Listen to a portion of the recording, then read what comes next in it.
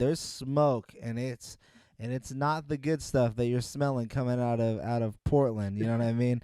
And there's fires going off all the way out there in the east, from Philly to now Indiana, where they've just announced that they're going full rebuild mode. They announced today that they are going to, or at least it's been reported, I should say, that Miles Turner, Domantas Sabonis, and Karis LeVert are now all on the table. Philadelphia, Maxey might be out there on the table to get a Ben Simmons deal. Is Lillard going to be gone?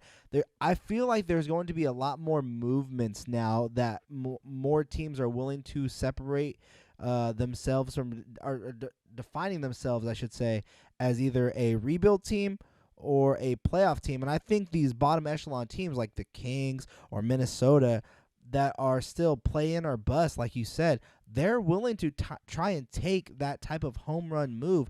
And look, I have so many trades, and I can throw some at you. I really could, but I'm gonna start this conversation off with this, and I want to hear, Zach, some of your trade scenarios maybe that are in your head, or where you think some of these people can go, or where you think they should go, or teams that should be targeting them. But my personal opinion, and I've been saying this for a long time, and there's no real source behind it other than gut feel, I think the Kings strike out on any type of Ben Simmons front, and a deal that does get made that is going to be sneaky, that doesn't get talked about until it happens, is going to be the Kings going after Pascal Siakam.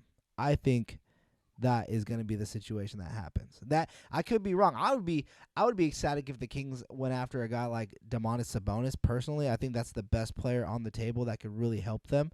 But my gut feel is the Kings take a big home run and they try to get Pascal Siakam. But you've heard now all these rumors, right? You got to see the things going out there, and you've even had guys like Miles Turner on your show. So I don't want to, if you have a personal connection, I don't want you to throw in anything. But what is your feel out there? What do you think some good teams are that could be going after these guys, or do you have any trades in your heads that we should discuss?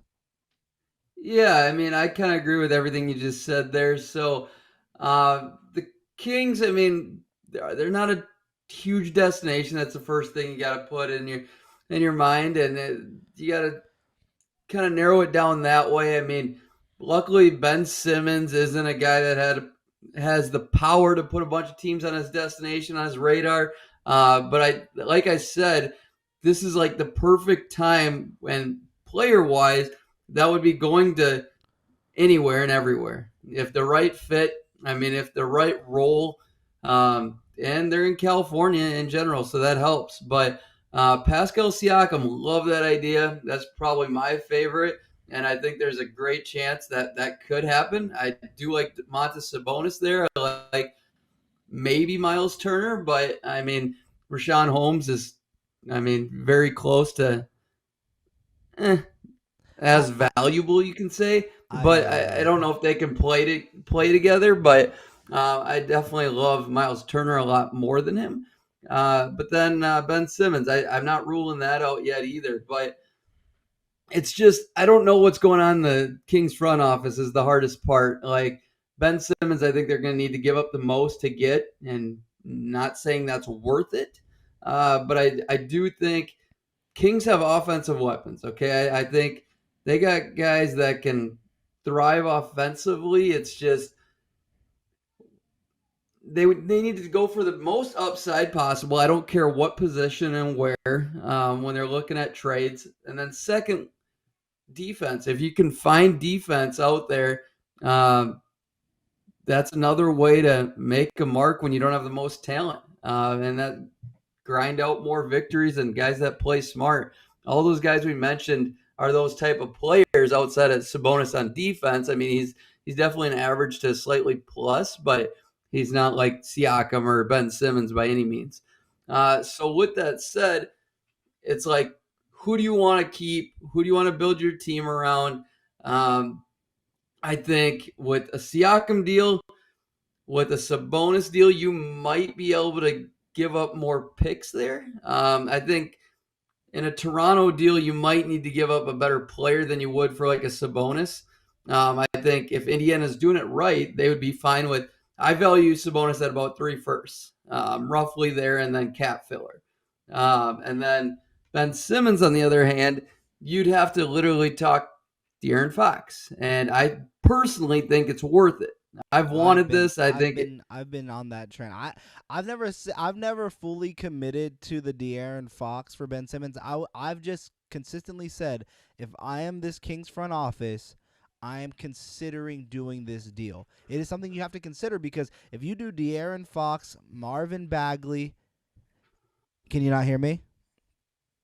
you cut out there what you're proposing.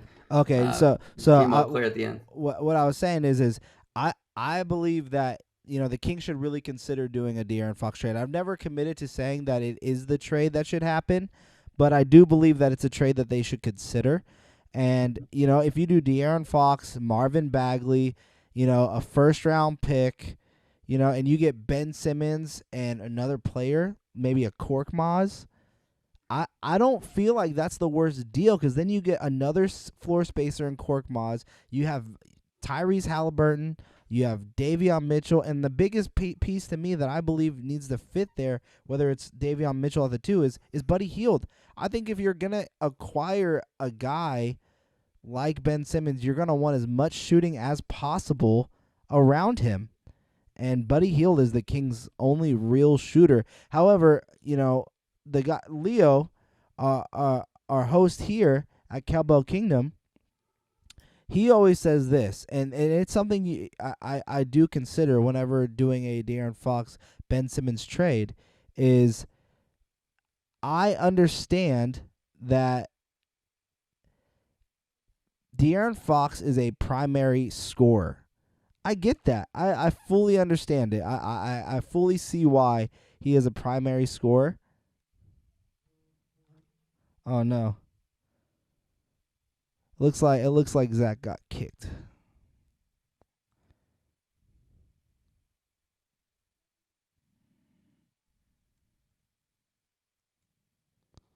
All right. You back? There he Yeah, you're is. much clearer now too. Wow, okay, there You're we go. You're back. You're back. You're clear. You're super cleared. There we go. Edit that. so talking about a Simmons deal. Um, Long story short, yeah, just great. I think De'Aaron Fox, a first round pick and whatever, and you can get a, say, I don't know, Cork Maz, Ben Simmons in return for that. In that type of deal, you get a bunch of shooters around Ben Simmons, and you get to keep Rashawn Holmes, and you get to keep Harrison Barnes. I think it makes sense. Again, I just don't know if that is the step that they would really take. And for me, I think a Buddy Hield, Marvin Bagley, and a Tyrese Halliburton. You give up 3 first-round picks, and you get Ben Simmons. I'm asking for Seth Curry in return. Like that has to be a thing for me.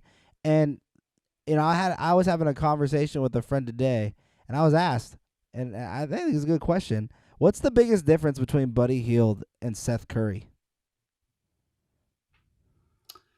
The biggest difference is I personally think Buddy Hield can last longer. I think he can just give you more often. I think he can, volume wise. I think Seth Curry is just more of a lightning bolt. I mean, a jolt. I think he can give you spurts. I don't think he can give you 20 points per game. I think Buddy can even give you 25 if De'Aaron Fox is out of there and you got Ben Simmons. I personally think Buddy can be a big time scorer more than he even is, and just stay hotter longer. And outside of that, I mean, sure, you might be able to say Buddy is slightly better everywhere else offensively besides defense. I'd probably give a little edge to Seth, but it's not by much. I mean, if he's in the right system, and I think he can be a decent team defender and help defender, but one-on-one, no. I mean, Uh, you want Buddy on an island all day if I'll you're on offense. But I'll throw these stats out for you for this,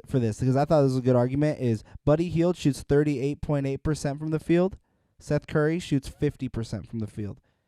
They both take one takes 11.6 shots, the other takes 13.6. They're both shooting over 80% from the free throw line. Buddy gets you 4 3-pointers to Curry's 2. They both average the exact same, 15.9 points per game. Buddy gets 1 more rebound. Curry gets about one more assist. They get the same amount of steals, same amount of blocks, same amount of turnovers. So I Yeah. thought it was a good. I thought it was a good little debate. I agree with you though. I think Buddy Hield is capable of getting hotter faster. If that makes sense. Oh, on paper they absolutely look identical. If you put them side by side, no name, no nothing. I just think Buddy can create more. I think Buddy can just. I think Seth is more of just a catch and shoot guy. I think he's just more of a spot up guy. I mean, yes, Seth can probably locate as well as Buddy. I think they're both good movers. I just think you can do a lot more with Buddy Hield. I truly do, and I just like I said, I think he can stay hotter longer.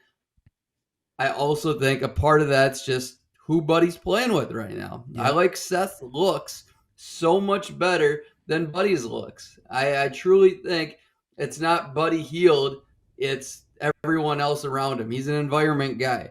Um, there's been guys in the past that have been like that too. I mean, JJ Redick's been like that.